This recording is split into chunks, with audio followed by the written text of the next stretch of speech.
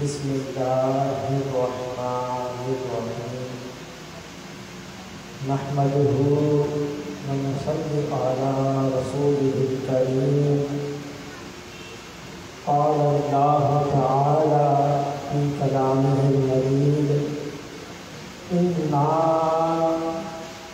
انزلناہ فی لیلۃ القدر ان اللہ يصلون على النبي يا أيها الذين آمنوا صلوا عليه وسلموا تسليما باوال بلند شریف کا نذرانہ پیش کریں صلی اللہ علی النبی الأمی وآلہ صلی اللہ علیہ وسلم صلاۃ و سلام علیک یا سیدنا یا رسول اللہ یا حبیب اللہ اما بعد میرے ساتھ مل کے کلمہ شریف کی تکرار کریں لا الہ الا اللہ لا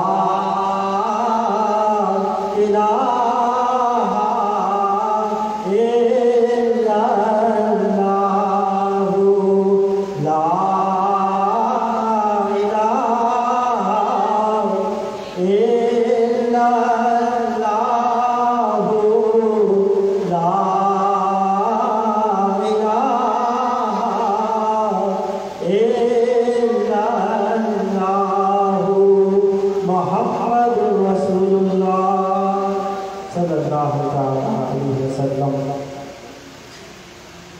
الحمدللہ یہ رب کائنات کا فضل ہے، کرم ہے کہ اس نے ہمیں ماہ رمضان المبارک عطا کیا اور کرم بالائے کرم کہ اس نے ہمیں آخری عشرے تک پہنچا دیا۔ میں نے خطبے میں ایک آیت کریمہ تلاوت جو کری وہ منسوب ہے فضیلت کے اعتبار سے لیلۃ القدر، کہ آج ہمارا ٹاپک لیلۃ القدر ہے۔ صاحب تفسیر عزیزی بیان فرماتے ہیں کہ آپ علیہ السلام نے جب یہ مشاہدہ کرا جو پچھلی امتیں ہیں انبیاء کرام کی، ان کی طویل طویل عمریں ہیں، طویل طویل عمریں ہیں، جب عمریں ان کی زیادہ ہیں، طویل ہیں، تو ان کی عبادات بھی زیادہ ہیں، ان کے مجاہدات بھی زیادہ ہیں، ان کا جہاد بھی زیادہ ہے، تو ان کی عبادات بھی زیادہ ہیں۔ جب ان کی عمر طویل تو ان کی عبادت بھی زیادہ ہے۔ تو آپ علیہ السلام کے دل میں ایک قسم کا رنج پیدا ہوا، خیال آیا امت کے لیے کہ جو پچھلی امتیں تھیں ان کی تو عمریں بہت طویل ہیں، میری جو امت ہے اس کی عمر تو بہت کم ہے، 50 سال 60 سال 70 سال، تو ان کی جب عمریں کم ہیں تو یہ چاہے جتنی بھی عبادات کر لیں لیکن جو سابق انبیاء ہیں ان کی امت کی عبادات کو نہیں پہنچ سکتے۔ یہ خیال پیدا ہونا تھا، رب کائنات نے جبریل امین کو بھیجا اور ہمیں لیلۃ القدر عطا کر دی۔ رب کائنات فرما رہا ہے اِنَّا أَنزَلْنَاهُ فِي لَيْلَةِ الْقَدْرِ۔ اچھا آپ یہ دیکھیں، اگر رب کائنات ایک آیت بھی بیان کر دیتا لیلۃ القدر کے لیے قرآن پاک میں، اگر چلے بالاشارہ بھی بیان کر دیتا، ایک آیت بھی واضح نہ صحیح بالاشارہ بھی بیان کر دیتا، اس کی فضیلت کے لیے کافی تھا، لیکن رب کائنات نے پوری سورت اس رات کی فضیلت پہ بیان کر دی، تو اس رات کی فضیلت ہوگی کیا؟ تو رب کائنات نے فرمایا اِنَّا أَنزَلْنَاهُ فِي لَيْلَةِ الْقَدْرِ، ہم نے اس قرآن کو لیلۃ القدر میں نازل کیا۔ مفہومی ترجمہ عرض کر رہا ہوں۔ اب اس سے کیا مراد ہے؟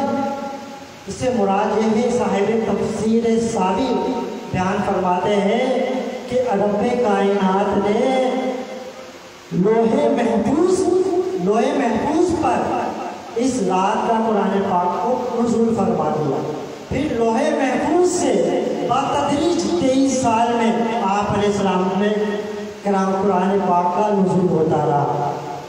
تو آگے فرمایا اِنَّا أَنزَلْنَاهُ فِي لَيْلَةِ الْقَدْرِ وَمَا أَدْرَاكَ مَا لَيْلَةُ الْقَدْرِ، تم کیا جانو کہ لیلۃ القدر کیا ہے؟ تم کیا جانو؟ تم اس کا ادراک نہیں رکھتے کہ لیلۃ القدر ہے کیا؟ پھر خود اس کا انٹروڈکشن رب کائنات فرما رہا ہے لیلۃ القدر خیر من الف شہر، لیلۃ القدر جو ہے یہ 1000 مہینوں سے افضل ہے۔ 1000 مہینوں کے برابر نہیں کہا، 1000 مہینوں سے افضل ہے۔ اس ایک رات میں جو تم عبادت کرو گے گویا کہ ایسا ہے کہ تم نے 1000 مہینوں سے زیادہ اس عبادت کو کیا، بلکہ اس سے بھی افضل رب کائنات نے قرار دیا۔ پھر آگے فرما رہے ہیں رب کائنات تنزل الملائکۃ والروح فیہا بإذن ربہم، ملائکہ اس رات کو ملائکہ کا نزول ہوتا ہے، کثرت سے ملائکہ آتے ہیں، کثرت سے ملائکہ کا نزول ہوتا ہے، اور روح الامین بھی تشریف لاتے ہیں۔ حدیث شریف میں آیا کہ جب لیلۃ القدر آتی ہے تو جبریل امین ایک جھنڈا کعبۃ اللہ پہ نصب فرماتے ہیں۔ پھر اس کے بعد فرشتوں کو کہا جاتا ہے کہ آج لیلۃ القدر ہے، جو لوگ جو مسلمان اللہ کی بندگی کر رہے ہیں، عبادات کر رہے ہیں، ان کو جاؤ، ان کو سلام کہو، ان سے مصافحہ کرو۔ یہ فرشتوں کو حکم ہوتا ہے، فرشتے عبادت کرنے والوں سے مصافحہ کرتے ہیں، ان کو سلام پہنچاتے ہیں، اور یہ سلسلہ کب تک جاری رہتا ہے؟ سلام ہی حتی مطلع الفجر، جب تک کہ فجر نمودار نہ ہو جائے یہ سلسلہ جاری رہتا ہے۔ تو سامعین یہ ہے لیلۃ القدر کی فضیلت، مختصر چند احادیث میں پیش کرتا ہوں۔ اچھا دیکھیں اس لیلۃ القدر کو لیلۃ القدر کیوں کہا جاتا ہے؟ 4 چیزیں میں عرض کرتا ہوں۔ ایک وجہ یہ ہے کہ اس میں سال آئندہ کے جو آنے والا سال ہے اس کے امور فرشتوں کو بتا دیے جاتے ہیں، وہ طے کر دیے جاتے ہیں، وہ معاملات دے دیے جاتے ہیں، پھر پورے سال وہ معاملات چلتے ہیں۔ تو اس لیے مسلمانوں اس رات کی قدر ہمیں کرنی ہے۔ دوسری وجہ یہ ہے کہ اس میں قرآن پاک کا نزول ہوا، اس لیے بھی اس کو لیلۃ القدر کہا جاتا ہے۔ جو عبادت لیلۃ القدر میں کی جاتی ہے اس کی فضیلت بہت زیادہ ہے، اس لیے اس کو لیلۃ القدر کہا جاتا ہے۔ پھر قدر بمعنی تنگی کے لیے ہے، کیوں؟ کیونکہ اس رات فرشتے اتنی کثرت سے آتے ہیں کہ زمین تنگ ہو جاتی ہے۔ اللہ اکبر۔ رحمت کائنات صلی اللہ علیہ وسلم نے ارشاد فرمایا تمہارے پاس ایک مہینہ آیا ہے، تمہارے پاس ایک مہینہ آیا ہے جس میں ایک رات ایسی بھی ہے جو 1000 مہینوں سے افضل ہے۔ جو شخص اس رات سے محروم رہ گیا گویا تمام کی تمام بھلائی سے محروم رہ گیا، اور اس کی بھلائی سے محروم نہیں رہتا وہ جو حقیقتاً محروم ہو۔ اس کو ابن ماجہ نے روایت کیا۔ تو یہ ہے لیلۃ القدر۔ اچھا لیلۃ القدر ہوگی کب؟ قربان جائیں، میرے اور آپ کے آقا نے اس میں بھی رہنمائی فرما دی، ورنہ اللہ نے تو اس میں کچھ چھپا کے رکھا تھا۔ تو یہ اللہ کا فضل ہوا نبی پاک کے وسیلے سے کہ رسول اللہ نے اس میں بھی رہنمائی کر دی۔ سرکار علیہ السلام نے فرمایا، متفق حدیث ہے، تحروا لیلۃ القدر فی البدر من العشر الاواخر من رمضان۔ یہ حدیث اما عائشہ سے روایت ہے کہ رسول اللہ نے فرمایا شب قدر کو رمضان کے آخری عشر کی طاق راتوں میں تلاش کیا کرو۔ اب طاق راتیں کون سی ہیں؟ 21ویں شب، 23ویں شب، 25ویں شب، 27ویں شب اور 29ویں شب۔ تو درست طریقہ یہی تمام طاق راتوں میں لیلۃ القدر کو تلاش کیا جائے۔ اکثر اس میں کلام نہیں کہ اکثر 27ویں شب کو لیلۃ القدر ہوتی ہے، لیکن لازمی نہیں ہے کہ 27 کو ہو لیلۃ القدر۔ اس پہ اہل علم نے بڑی گفتگو کری ہے۔ لیلۃ القدر جو ہے ان تاک راتوں میں تبدیل ہوتی رہتی ہے، کبھی 21 کو، کبھی 23 کو، اکثر 27 کو اور کبھی 29 کو۔ اس کو ہم تلاش کس طرح کریں گے کہ اس میں عبادت کریں، کثرت سے عبادت کریں، استغفار کریں، اپنے رب کو منائیں۔ کوشش یہ ہو کہ اس رات کو میرا رب مجھ سے راضی ہو جائے، میرا رب مجھ سے راضی ہو جائے، میں اس کو منا لوں، ورنہ زندگی بیکار گئی۔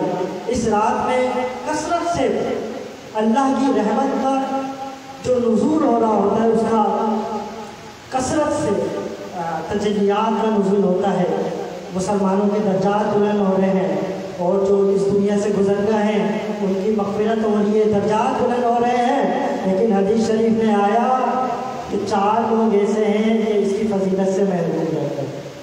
کون؟ یعنی اس رات کو بھی وہ بدبخت 4 اشخاص ایسے ہیں، گروہ ایسے ہیں کہ اس فضیلت والی رات میں بھی وہ اپنے رب کو راضی نہیں کر پاتے۔ کون ہے؟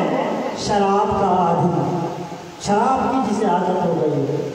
دوسرا کون؟ والدین کا نافرمان۔ آج دیکھیں نا نیو جنریشن کا کیا حال ہے، کوئی ماں باپ کی قدر نہیں ہے، تو جو ماں باپ کا نافرمان ہو اس کی بھی وہ بھی محروم رہتا ہے۔ تیسرا کون؟